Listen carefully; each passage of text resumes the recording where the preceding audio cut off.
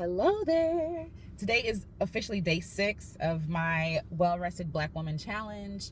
And the whole point of the challenge is to really just rest, right? To rest. But I found that rest was not the issue. My issue wasn't just being tired. It wasn't just being overworked and doing too much. That was a part of it. But the why behind me overworking and overdoing was the most important part. And it was really about me trusting God. I struggle with trusting God. And because I struggle with trusting God, I struggle to rest. I struggle to trust. I struggle to flow, right? I force things. I try to make things happen. I try to control stuff.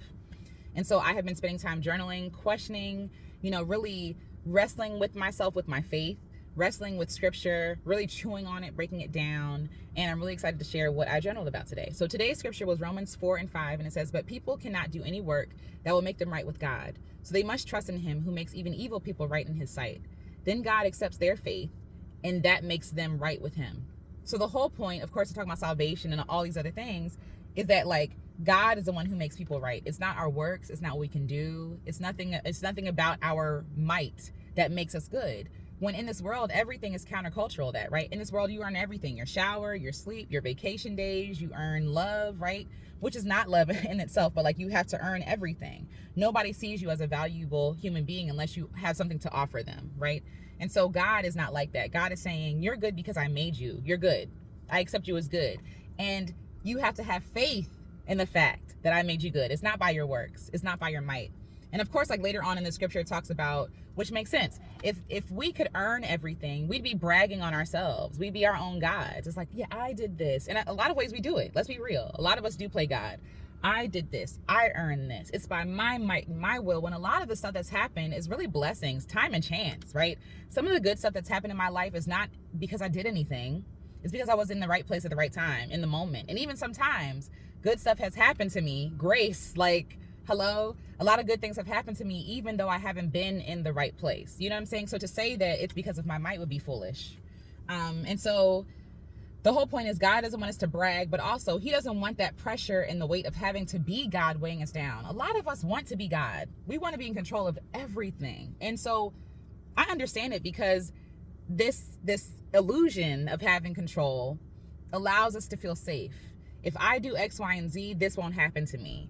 If I get this thing, if I have this money, I won't experience these things, right? But the reality is, no one really counts the cost of playing God. No one really counts the cost of the weight of playing God. Not only do I have to control myself, which is sometimes hard, right? I can't control whether or not I get sick. I can't control, right? Whether or not something happens to me, right? I can't control anything. I can try my best to make wise decisions, but it is God who keeps me safe. It is God who sustains me. It is God who keeps my heart pumping. I can't will my heart to pump. You feel me? We had this illusion of control, again, because we want to feel safe and secure. But honestly, when we really face the fact that none of it is by our own works and our own might, it makes us vulnerable. It makes us vulnerable. And that is scary, right? So we try to play God. But you don't understand, even as playing God, it's not just about controlling myself. It's also about controlling other people, controlling the weather, controlling current events. I'm not in control of any of that. Everybody has free will. Everybody does their own thing. And when I surrender or yield that control over to God, I feel lighter. I feel easier. It's easier for me to do something. Instead of trying to manipulate situations and control them, when I accept what is for what it is and do the best with what I have, that is how I thrive. That is how I heal. So I think I'm getting ahead of myself. But either way, you get what I'm trying to say. So the truth is, I wrote down, if I were my own God, I'd be wiped out. I would be a horrible God. I am a horrible God. I am not a good God. I am a horrible God. I am a horrible person to myself. I have been so hard on myself. I'm more rough with myself and more hard on myself than God is with me. So I am not qualified to be anybody's God, including my own. I don't want to be my own God. I don't want to be my own God. Because I'd be making dumb decisions. I make dumb decisions all the time. I'd be making decisions out of emotionalism. And then that weight, that pressure, that perfectionism, right, would be even stronger. The issue with perfectionism for me is fear, right? At the end of the day, perfectionism is fear by another name. It's fear of people people judging you, fear of people abandoning you, fear of you making a mistake, right? But the thing is, I am a human being and I make mistakes. And once I accept that, the pressure is off for me to have to be perfect in the first place. I would be a horrible God. And also, my best is nothing compared to what God can do. Whatever I can dream or think, God can do greater and more than that. So why wouldn't I want to submit to my plans to a God who has control of all this stuff, who is holding the universe in balance? What? Like, I can't do that. I can't make the earth spin. I can't make the tree grow. I can't make the tree give me oxygen. I'm here enjoying the benefits and the fruits of a beautiful God. That's it, right? And so, and I might be a conduit for him. Like, I'm available to be used by God, but I am not God. I am not God. And I know people might have issues with that, but that's just how I believe. I'm not God. I'm not God. I can't make my heart pump. I can't make my lungs expand and contract. Like, I do it with my diaphragm. But what happens to people who are sick and can't make their diaphragm work? Are they in control of their diaphragm too? You see what I'm saying? Like, what God would make them suffer on purpose? I don't know. I got questions. So either way, what I wrote down for a reminder for myself is that if I am ever in a situation where I feel exhausted, depleted, sick, frustrated, all these different words, then I am playing God. I am out of alignment. If I am worrying about things that I cannot control, I am playing God. And that is a reminder for myself, that frustration, those feelings we don't like to feel, that fear, right? Like, those are signposts that you are going the wrong way. Those are signposts that you are playing God, And so it is not, a place to judge yourself or to be like, oh, here I go again, playing God again. Dang it, I suck. No, it's an invitation for you to surrender. It's an invitation for you to submit again, right? Like, it's an invitation, and there goes that word, submit. It's an invitation of you to yield your plans for a better plan. You feel me? Like, it's your opportunity to do that thing. And I say submit because I know that's like a triggering word for people. And I don't mean it in a submission way that these manospheric people are talking about, or even in marriage. That's a whole other conversation. But what I'm saying is that I can trust God. That's my whole point. Whatever words you want to use, is that I can trust God. And so again, if I'm ever feeling those things that I know that I'm playing God, I'm out of alignment. I am trying to force something instead of flowing. Instead of just being available to something, I'm trying to control something. And what I have learned as a recovering control freak, as a recovering perfectionist, as a recovering people pleaser, is that I'm not in control of none of this. All the stuff it's an illusion. It's an illusion of control that we have. And I get it because the world is scary. I could be in my car right now and, Lord willing, this won't happen, but I could have an aneurysm. I'm not in control of that. A tree could fall on my car. I could get struck by lightning. There's so many things that could happen. There could be someone dangerous out here who does something to me. This illusion of control is a coping mechanism, but it's not true. It's not true. And it leads us astray. It leads us off a cliff. You know what I'm saying? And so I asked myself a question. What is the fruit of not trusting God? What is the fruit and what is the feeling of not trusting God? How does that feel? How does that energy feel of not trusting, of forcing, right? And I wrote down these things. I feel exhausted, confused, burned out. I go in repetitive cycles. I'm trying to force something. It feels dry. I'm filled with worry and anxiety, fear, and fear-based thinking and fear-based decision-making. So doing something out of desperation, doing something because I want to be liked, doing something or not doing something because I don't want to be judged, right? Fear-based thinking, illness, bondage, and like literally illness. Trying to control too much stresses you out. It raises your cortisol. It helps you to raise your cholesterol. Like, there's so many negative effects of trying to play God in your life, of trying to be in control of everything. Being in control is killing you. Literally. Being in control of everything kills you. And I'm not saying to exercise to just be like, oh, whatever. No, like, exercise your right to choose. Absolutely. But being in control, I'm not in control of everything. What I am in control of is how I show up, what I choose to do, what I choose not to engage in, who I choose to be today, right? Like, that's my control is this big. What I choose to do. You feel me? But what happens out there, I can't control any of that. I can try to make an impact, but I can't control it, right? Because every seed is not fertile ground. I mean, every ground, is not fertile ground. I can try to plant seeds, but it's God who waters. You feel me? Like, anywho. It feels like self-betrayal, lack of integrity, compromise, being someone I'm not, arrogance and pride on the other end, right? It's you not trusting God. Well, I'm esteemed because I have X, Y, and Z letters, and I'm not saying you shouldn't be proud, but like almost like that makes you important, that makes you somebody. No, you are somebody just because you are. Like I said, like the scripture said, like you just are good. You're just enough. You know what I'm saying? Because you exist. Not being able to or unwilling to rest, to take a break, to take time off, frustration, seeking others' approval, people pleasing, rushing and recklessness, overwhelm, tightness, lack of flexibility, anger, rage.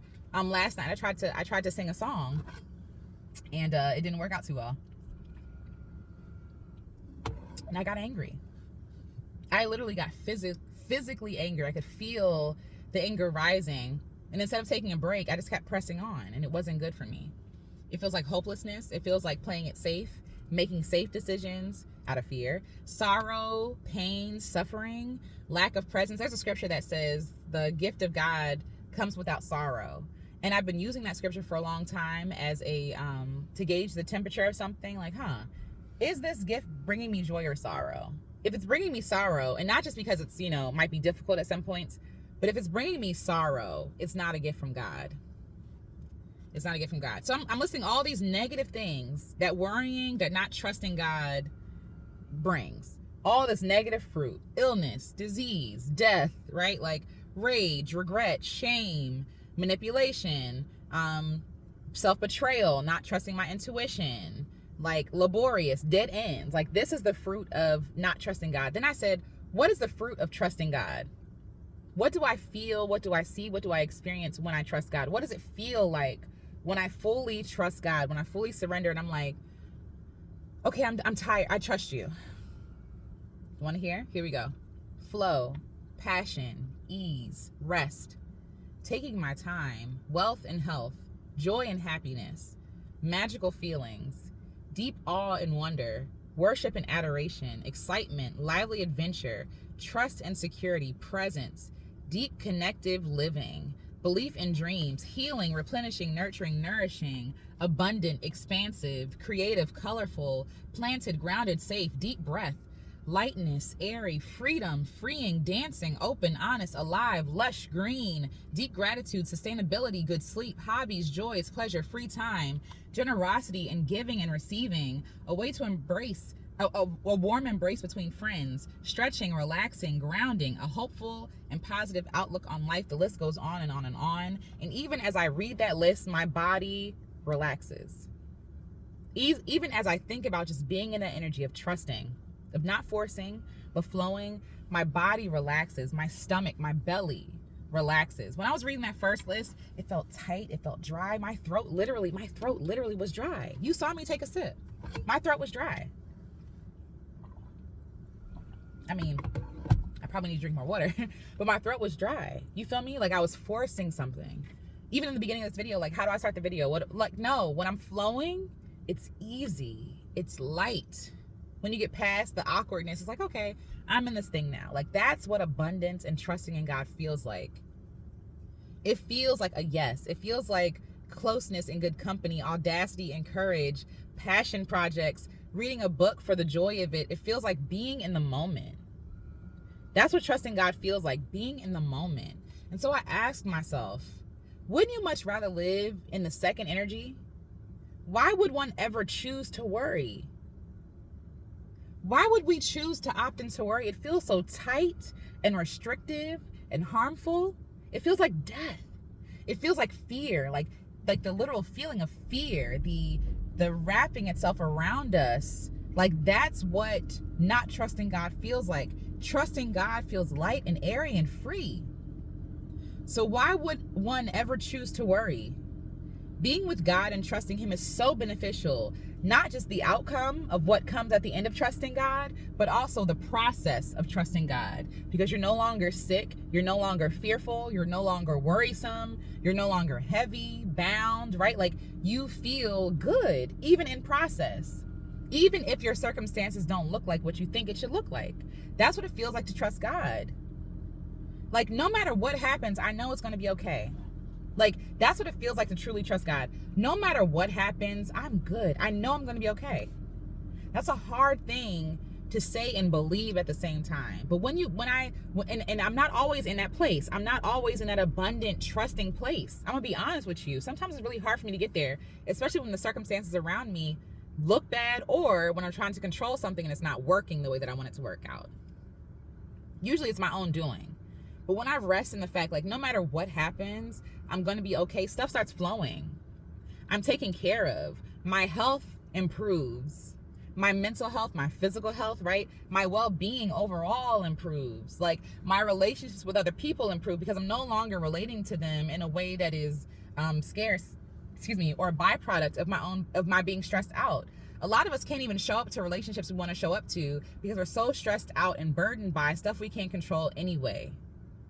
Life looks good when you trust God, right?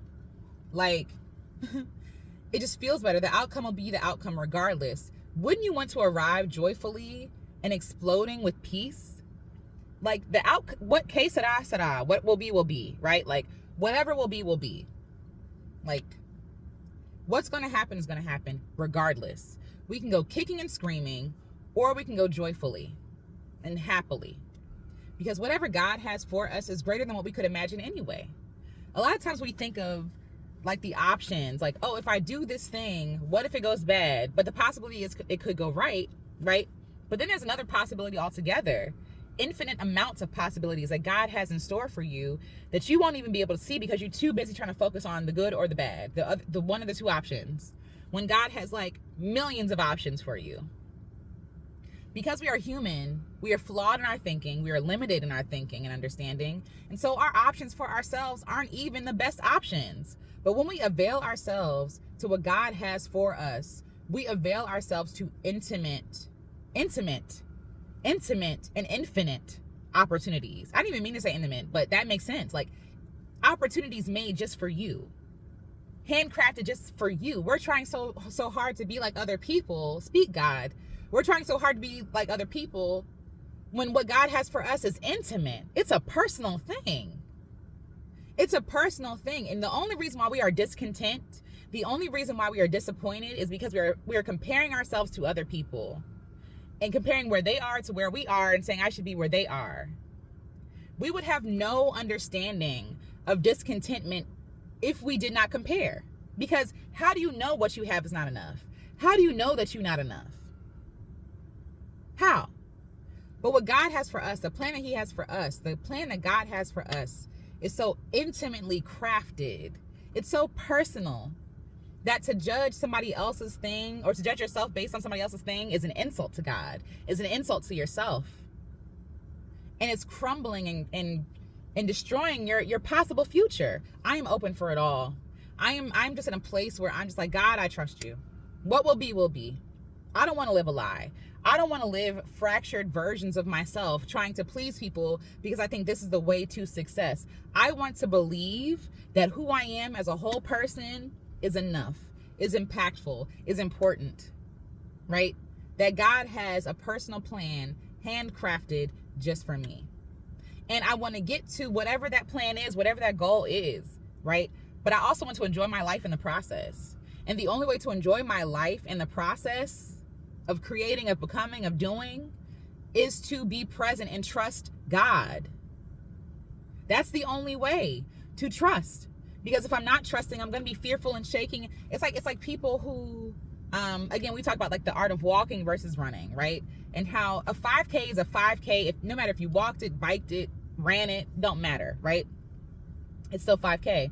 But a lot of people are forcing themselves to run when they really like to walk. And because we're like, oh, I have to control it, I have to look like what looks like success, I got to do the thing, we get to the finish line worn and weary and injured and tired, right? Not tired like a good time, like, oh, I did that thing, but it's tired like, I need help, I need medication, somebody call an ambulance, right? Like, that's the tired we get. But when we follow our own path, when we follow that intimate path, when we trust God, we get to the finish line joyfully in a celebratory spirit. Like, that's how we reach the goal. But for me, I don't want the goal just to be the goal. The goal is destined for me to get there anyway, right? But I want to enjoy my life while I'm waiting on the goal as well. Okay, these helicopters. But anyway, I want my goal I want my goal to be enjoying the life that I have right now. So more words that I said. It feels, trusting God feels peaceful, calming, centering, balanced, graceful, forgiving, acceptance, softness, tenderness, safety for vulnerability, intuitive, second nature, seeing and hearing and knowing. Like following my intuition starts with trusting God. It looks like a deep trust. Like I trust pavement. I want to trust God like I trust that me driving on the road's not going to open up and swallow me. I want to trust God just like I trust that the door is going to close and lock behind me when I do it. I want to trust God just like I trust, right, that I'm not going to drown while taking a shower. Like, that sounds silly, but this is stuff that happens to people. People get swallowed up by holes in the ground all the time. People, like, this stuff happens all the time, but we trust pavement more than we trust God. We trust man-made things and systems more than we trust God. And that is wild, because a man-made system and thing was only created by the ideas of man. So do we trust man more than God? Do we trust others more than ourselves? Like, so many questions. Okay, so I said worrying is a waste of creative energy. Worrying is a waste of time. Like, even though worry is natural, right? We all worry, we all stress out in some level. Worrying is a waste of your God-given, precious, creative energy. You spend all this time thinking of scenarios that could happen, that may happen, that will probably never happen, right? Like thinking of the worst case scenario, when that you could have used that same energy to create something beneficial for yourself, for other people. You could have used that God gave you that creativity in that time of stress or worry to create a way out, to create other options. We would rather marinate and think on and like wear ourselves thin thinking about the worst case scenario when we could have come up with strategy. We could have reached out to other people. We could have prayed about it, right? The answer could be right in front of our noses, but because we would much rather ruminate on the things that aren't happening, we're exhausted. We have no energy to be innovative, to be creative, because we're opting in to worrying. Like, worry is destructive. It's destructive on the creativity. It's destructive on your body, on your mind, on your soul, on your spirit. It's destructive. There's nothing beneficial that comes from worrying. Tell me one beneficial thing that comes from you worrying. It raises your blood pressure, your cortisol levels, right? Like, it makes you stress eat. It makes you make decisions out of desperation. What is the benefit of worrying? I would love for someone to explain that to me. And I'm asking you this as I ask myself. But anyway, because I'm reading myself. I also wrote down, what if I made decisions based on that second energy? Like literally using that list of feelings, the abundance, the flow, the passion as a filter. If I want to be like, should this be a yes or a no? Does it feel like any of those things I listed on that second list? The good things, taking my time. Do I have to rush to make this decision? If so, I'm not going to make it. I'm not going to do it. Is it a rushing decision? I don't want to rush. That's not the energy I want for my life. And we wonder why we have the fruit that we have in our lives of exhaustion, of being burned out, is because of the seeds we plant. Are you saying yes to situations that feel stressful, that are rushed, that are hurried? Are you saying yes to relationships that make you feel like you're not good enough? And you wonder why you don't feel good enough. You literally reap what you sow. What are you sowing? What are you putting into the ground? What actions are you taking? And why wouldn't those actions mirror, like, one, just cause and effect, right? But also, you're supporting the idea that you're not worthy. When you hang around people that make you feel like you're not worthy, when you have to audition for their love and their respect and their kindness, you're teaching yourself that you're not worthy inherently of love, of kindness. And you wonder why you struggle with self-esteem. That's why you're putting yourself in situations like this. You're saying yes to those situations. So what if I use that second list as a filter? What might my life feel like instead? Right? If I sought answers, options, relationships, opportunities, places that felt like all these things, like, how would life open up for me if I said yes to God, yes to trusting God? And it might look completely different than what I had planned.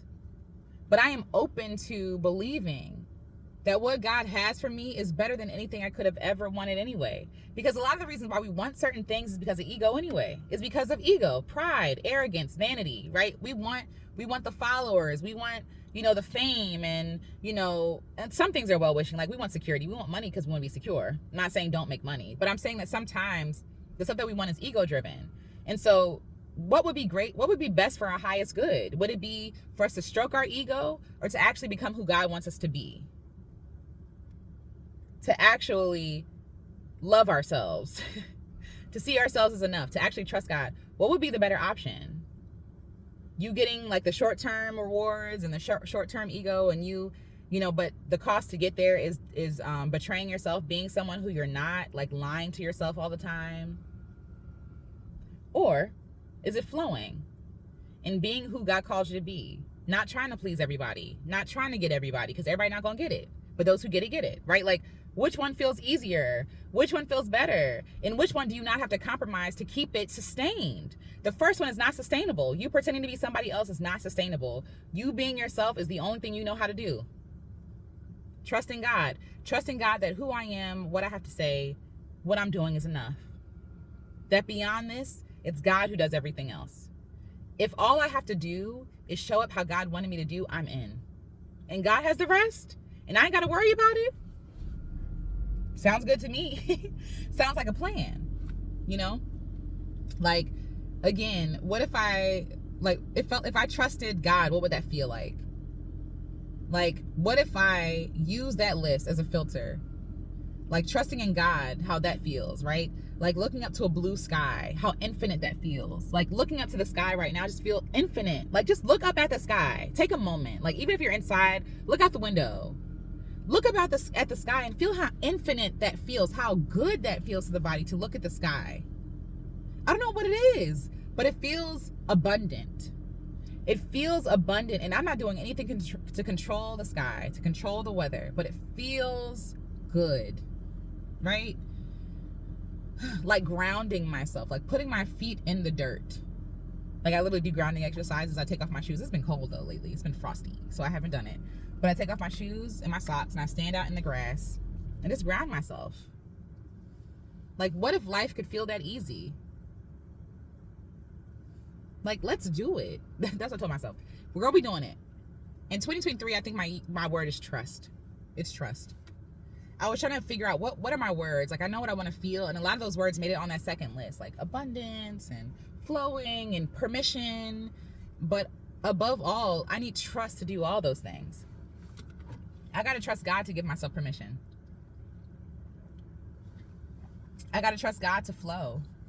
I got to trust God to be. Like, be is on the list. I got to trust God to do my passion projects, to do the projects he gave to my heart to do. That takes trust. When you live in a world that says, do it like this, that's not important. Money above everything. Like, you know what I'm saying? Like, it takes trust to be countercultural. And the last question I asked myself is, what is the benefit of worrying? What is the benefit of worrying? And then what are the benefits of trusting God? The benefits of trusting God are way more. The only, I guess, downside to trusting God is that you no longer are your own God. I mean, that might suck. That might be hard. But honestly, girl, I miscalculate my budget. I'd rather trust God with my resources. I doubt myself. I doubt my abilities. God doesn't doubt me. God empowers me. God works through me. God calls me. God makes me. You feel me? Like, so yes, putting down your pride is hard. It's scary because you're putting your life into the hands of a being that is above you, right? Like, that is, like, we want so badly. No, I don't want to, I can't, which is why I'm on this trust journey anyway, because I'm always holding on so tightly to stuff and then mad when I suffocate it, or mad when it don't work out, when it's like, actually, God, I'm open palm holding what you gave me. Instead of holding on like this, I'm holding it like this. You know what I mean? So ask yourself those same questions. Like, what does not trusting God feel like? What does scarcity feel like? What does, worrying feel like? And then on the other side, what does trust feel like? Trusting in God, trusting in yourself, trusting that who you are is enough. Trusting that where you are right now is enough. Trusting that you're okay. Trusting that you have everything you need. Trusting. Like, what does that feel like? And wouldn't you much rather live in that second energy? Then why do we opt into suffering? Worrying is suffering. Worrying is abusing yourself. Like, I know that sounds so strong, but it's true. Like, worrying is suffering. Worrying is putting yourself through suffering for no reason because you can't control it anyway. You worrying about stuff you can't control. So you suffering twice.